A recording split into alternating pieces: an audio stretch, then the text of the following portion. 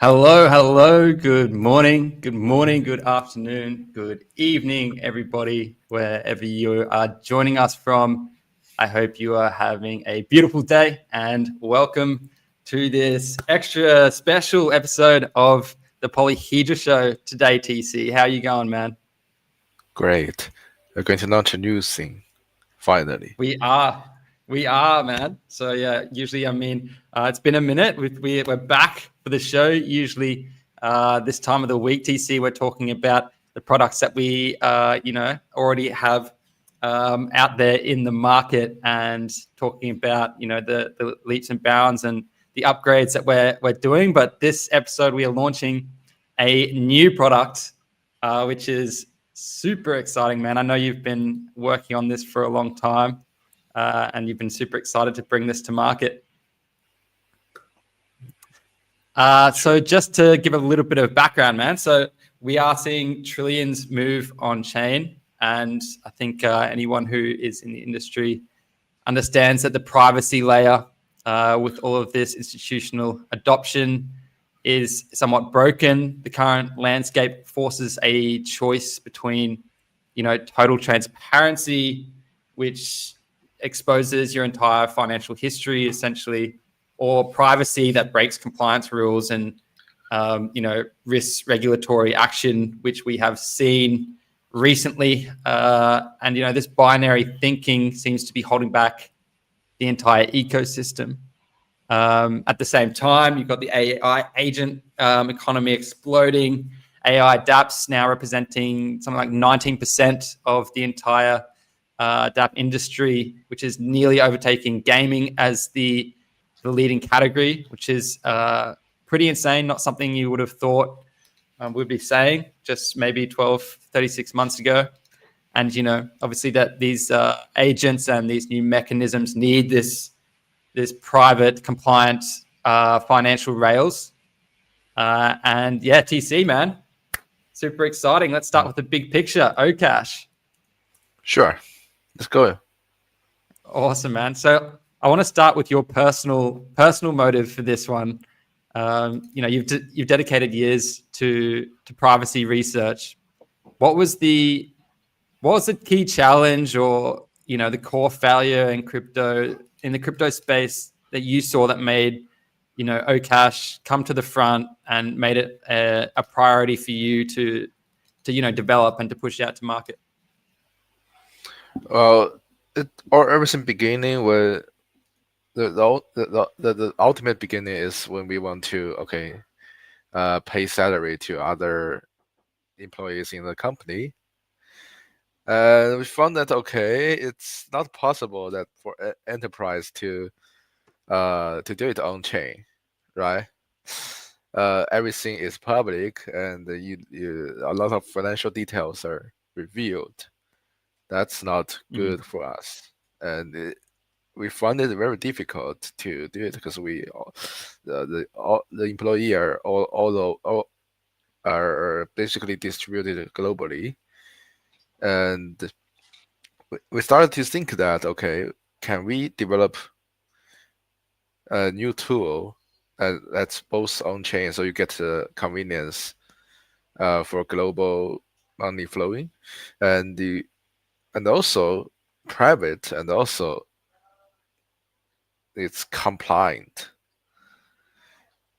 Because at that moment, we are looking at other project like Tornado Cash. No, the enterprise user cannot use that, and individual users also cannot use that due to everything, or due to U.S. government doesn't allow to do that, Yeah. and you may get arrested by just using that.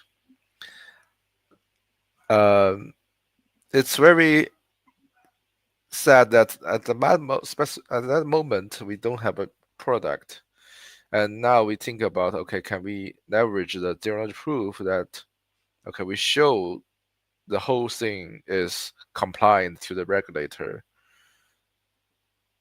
then we get both privacy and regulator compliance.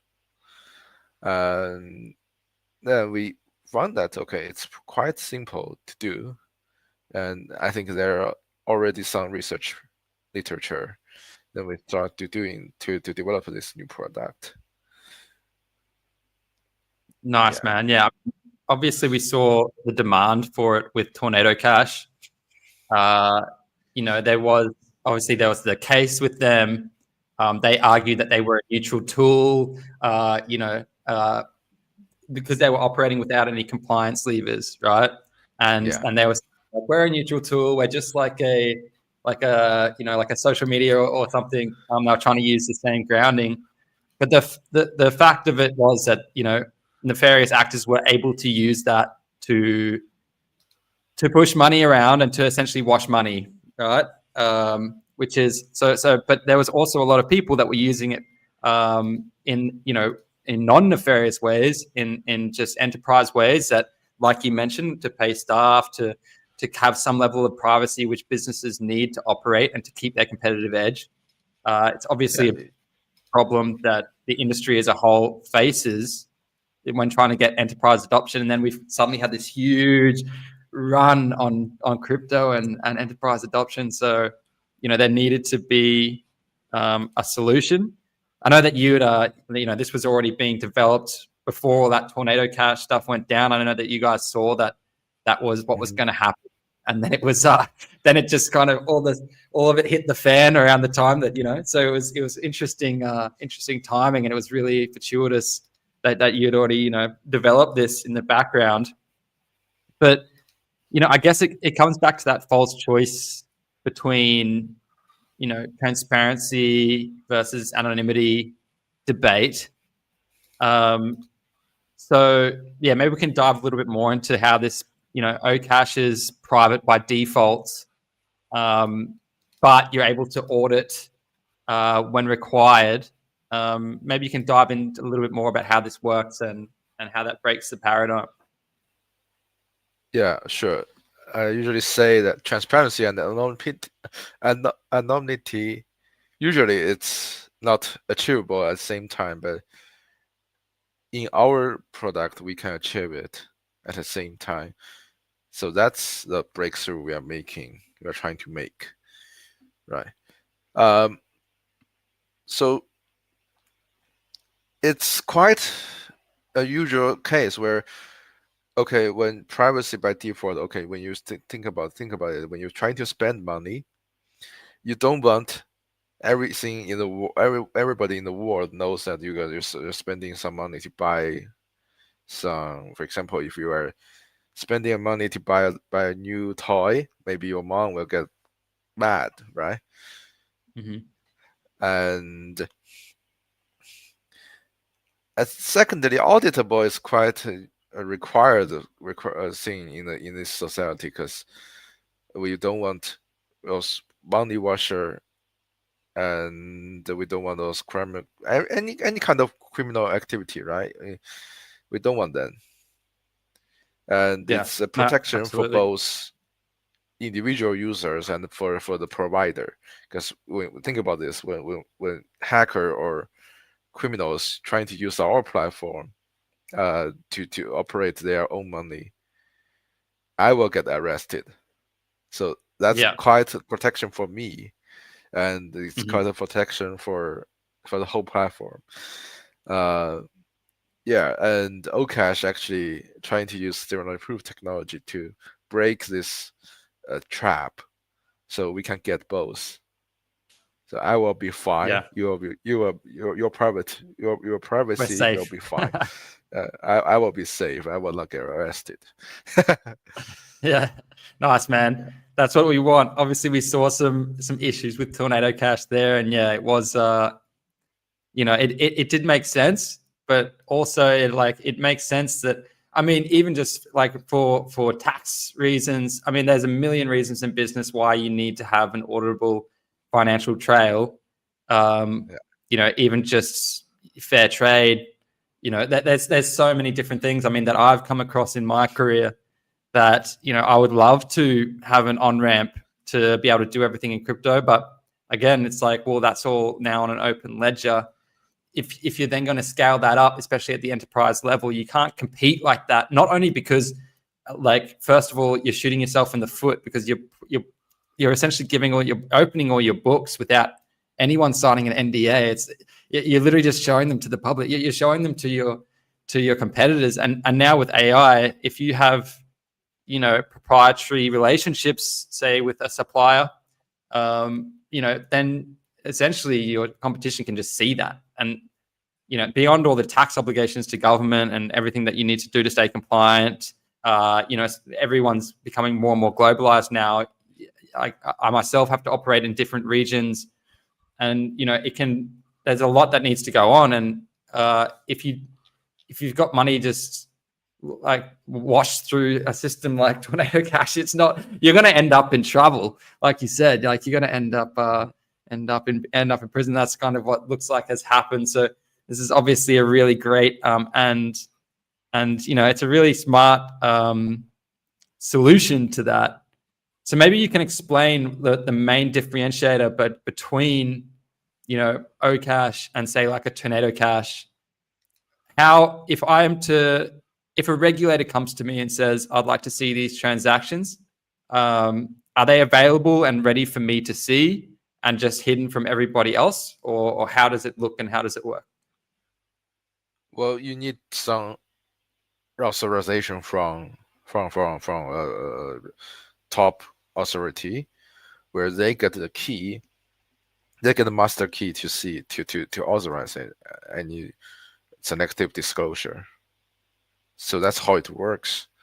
And we believe that for those government are quite they're quite honest, and we believe that they will use it very well.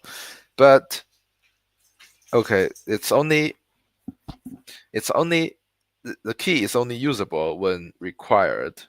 For example, it's only usable when the court really issue a warrant. And the key is not usable when no authorization happening. Yeah, we are trying to make it as strict as possible so that no unnecessary privacy leak happening on this network. Got you. I mean, mentionably, zero knowledge is the safest way to do that. And yeah, this is a really cool use case of that. I just like to harken back to just while we're on the genesis of OCash and this idea. I know that when you're at your background, when you're studying at Berkeley, you were focused obviously on ZK and zero knowledge proofs, and like how did that I'd like to know how that academic research directly informed or made this decision possible today. What was the road that led you to OCash? Was it a natural evolution of everything that we've been working on at Polyhedra? I know you mentioned that like it seemed like an obvious problem that we needed to solve, or was this something that you've been working on for, like you've been thinking about for longer? It's not quite a focus for zero knowledge proofs. I would say it's just everything just come from my experience when I was doing some work in Polyhedra, and I found that zero knowledge proof can be useful because I was doing zero knowledge proof in my PhD, right? I just found a solution in the literature that can help us. It can help the salary story, and then you found that this is a quite interesting application. Why not just write some program and make it happening? Yeah, very cool, man. I think at the it's a critical point that it's not about hiding in the way that the incumbents like Tornado Cash and such were. And I know that like a lot of the industry has been talking about this, the need for this. It's not like a niche concern; it's a very visceral concern industry wide. That stable coins becoming far more like normalized, enterprises moving treasuries on chain. We're seeing this more and more, at least diversifying into on-chain treasury. And the demand for this kind of compliant privacy has been exploding. Like I mentioned before, with Tornado Cash, there was billions of billions of dollars moving through it. And a lot, like, not all of that was nefarious. A lot of this was like just genuinely like it's enterprise adoption trying to get in early. So yeah, it's very, very interesting, man. So yeah, okay. So we got a vision for this private, compliant financial layer. This is being pushed out. Now I want to talk about the execution, the roadmap. So let's pull back the curtain a little bit more on how this is working, man. So you talked about a selective disclosure engine, and why this, and that this is more powerful than the standard privacy mixer, which was like the Tornado Cash model, right? So maybe you can explain that concept a little bit more. I think that's it. The engine provide is accountability, and people use that engine in a more responsible way, so that we can make sure that the whole environment, the whole ecosystem is clean. It's very compliant, and we can protect honest people in this case. So every honest people on the blockchain will be protected, and every malicious people on this platform will be revealed and will be punished. That's way more powerful than a blind standard privacy mixer where it doesn't distinguish good people and bad people. Absolutely, man. And it wouldn't make sense for any nefarious actors to use this system because it is auditable and compliant from like the ground up, as best I understand it. And so it's like it doesn't make sense that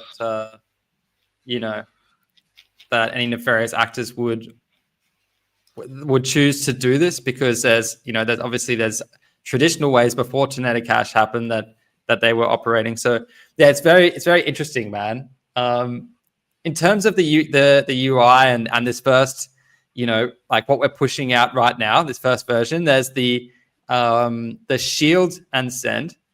Can you walk us through the user experience, man? Like why you guys thought it was so strategically important to launch with this version and this product first? We aim to have almost the same experience as a traditional wallet. Gotcha. So not so different. You just send money to people you want. That's it. And it happens on chain. Everything is here hiding. Nothing really special happening in the user experience side.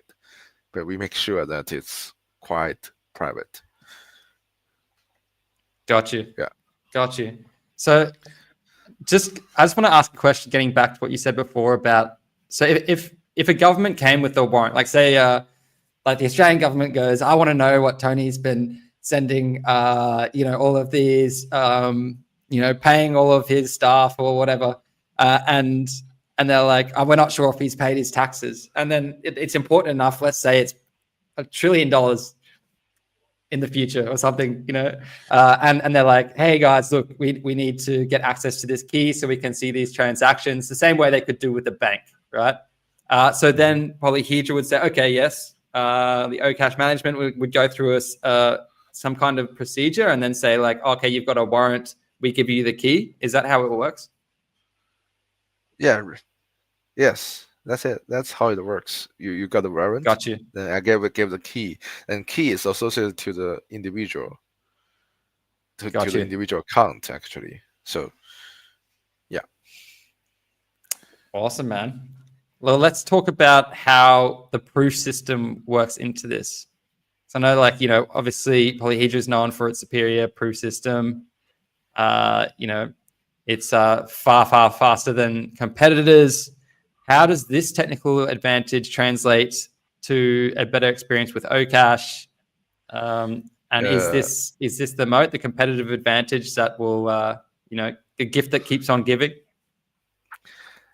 Well, think about this thing. The whole proof needs to happen on your client side. Otherwise, you don't get privacy. So we need to run proofs on all kinds of different machines, powerful or weak. And if you are on a weak machine, and at the same time you are using a slower zero knowledge proof system, then you suddenly get, okay, your proof will not go through because you don't have enough resource to generate it. That's very bad, right? So we are trying to optimize the proof generation so that more user can use it. Smaller machine like your phone, maybe your phone can use it, and maybe even your, I don't know, is there any device smaller than phone? I don't know. Uh, but you get my point. Okay, smaller device can use it with a better proof system. Okay, yeah. So Awesome. Yeah. it's all I mean, it's all about it's all about uh, device compatibility. And if you don't, we don't optimize it, then maybe your phone cannot use it, cannot use the OCash system. And yeah, yeah. I mean, 100%. Like, I understand that, and I love that you. I just wanted to make that point because it is worth emphasizing that this isn't just another, privacy tool as as much as it is, groundbreaking in that this hasn't been done before. This is also, it's built on the expanded proof system, which represents years of research and development uh, in high performance ZK proofs. Like, this is enterprise grade, tech that's being made accessible for everybody. It's not like it's not just a quick off the line product that's easily replicable. This is, I mean, as far as I know, there wasn't even a white paper TC. You just built this and dropped it. I mean, it's obviously built on a lot of research, but this is a product that anyone can use essentially today, right, to shield and send funds privately and compliantly.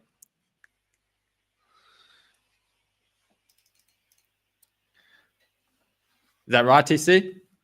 sorry. I just Is it my internet is slow. OCash is live? Uh-huh.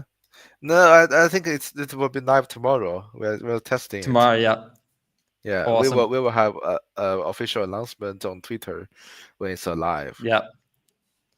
Very, very cool. Yeah, as you know, I've seen it in the background, the working engine. So yeah, it's really, really exciting, man. I'd like to Yeah. talk about the roadmap, where this engine takes us next, bro. You mentioned obviously things like payroll. Where do you see like that's probably something immediately? Cheap private remittances for fintechs. Where do you see this going? Is there any other like parallels that you've got in mind? Let us know what you think, what your thoughts are about the roadmap. Well, I think we need to make sure that all of these fields, like payrolls or other day by daily use for in cryptocurrency, well, live in our product. I want to make sure that, okay, everyday payment and everyday use in cryptocurrency will go through our system and make sure you're private, and so that's basic market adoption. And we are expanding to more different cases. For example, if you like agent automatic payment stuff. And the most important thing at the moment is, I think, is we make sure our product is robust, and we need to release the SDK as soon as possible for programming, for automatic programming happening. Mm-hmm. Awesome, man. I know we're going to have so many questions on this, and we'll definitely jump on next week and we'll answer some of the community questions. And I know that there's going to be a lot because I've talked to the community. I'm already getting messages, since we teased this on Discord. So yeah, it's going to be interesting, man. And I know that a lot of devs are going to be excited about that.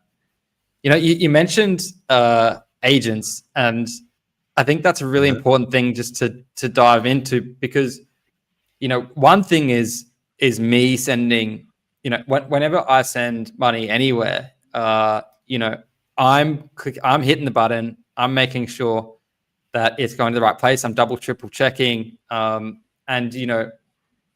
with agents, if we're going to be talking about the kind of scale that people are talking about, running different facets of their business or their personal lives, whatever it is, you're not going to be necessarily, you'll be the one signing off on that agent, being able to make that decision. Sometimes you may be signing off on every one of those decisions, but at the end of the day, I think that it is such an important, for them to operate on chain, it's very important for them to be able to act privately and not be, having those vectors of attack as well. Do you know what I mean? Like, because there's not as much oversight, it feels more, like I would feel a lot safer knowing that my agents were running privately than just out there on chain, executing orders, especially if it's for business, working with suppliers and working, like, maybe talking to their agents. Like, I don't want to open that kind of data.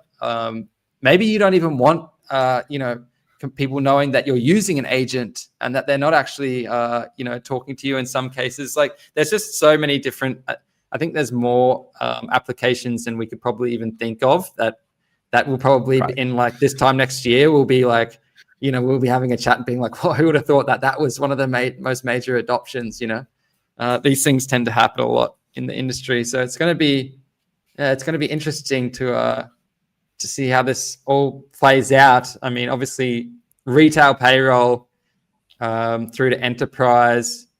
I think all of this is going to be compounding the network's liquidity and privacy, which is, it's a really cool thing, man. So yeah, kudos to you, bro, and the dev team.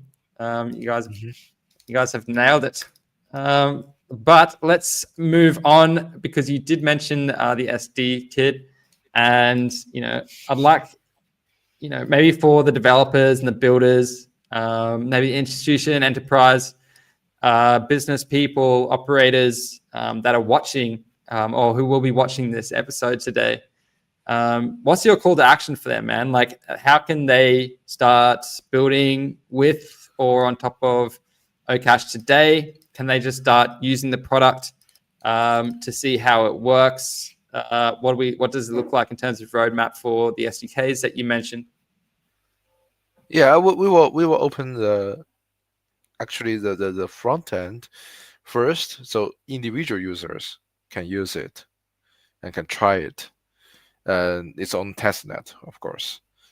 And then we will second phase will be open source and get the SDK ready. So for programmers or developers, just get ready with AI. So we will be AI native. We will get the prompt and we will get the tool calling ready for you. Just stay tuned with your AI agent. Yeah. Cool. And this will be alongside all of the other kits that we have, and like ZK PyTorch, etc. What's the timeline on that, man? Do you have any kind of, for anyone? I know I'm just anticipating all of the questions that I'm going to get. When are people going to be able to access this? What are you the team thinking about in terms of timeline from testnet to mainnet? Well, tomorrow you can access the testnet, but for mainnet, I don't quite get. Maybe next quarter. Yeah, depending on the test. And we are quite confident for the code, and we will open source it for open auditing. Awesome, man. And in terms of bug bounty, very nice. I know that people always love that. Just like, okay, 2 more questions for you, man, because I know that we've come up and I know that you've got some meetings today. But for developers that are interested in it now, is there any resources or documentation that they can access? I know that we haven't pushed out anything yet, and the official announcement will come tomorrow. But is there anything anywhere that people can access any information? Until we release it. Okay. Yeah. So we'll keep you updated. Keep your ears to the ground, guys. All right, bro. Last question. The next 12 months, what's the single biggest, the single most important milestone that you would like to see OCash achieve? We would like to see automated non-human user. Very cool. Very cool. I'll be spinning up my agent as quickly as possible, man.